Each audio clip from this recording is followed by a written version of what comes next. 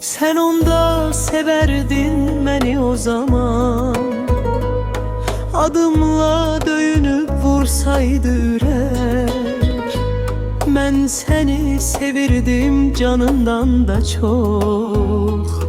Gülüm sen de beni seveydin gerek. Çalıştım olmadı, yandım olmadı, ektim cücermedi, bitmedi bu eşk.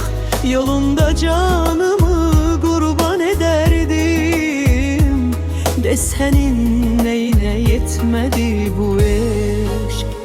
Saldın mehabbeti, saldın gözünden, küstüm mehabbete senin yüzünden.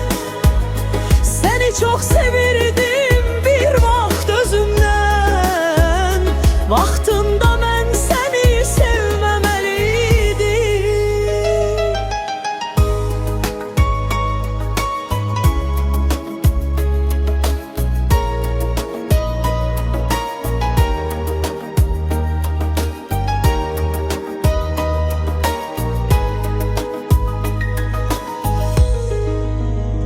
Bağban inciyermi söyle gülündən, mən nələr çəkmişəm sənin əlindən.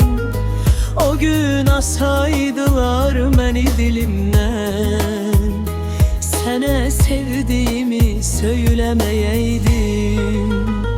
Sən gələn yollara baxmazdım gərək, səni tanımazdım, bilməzdim gərək.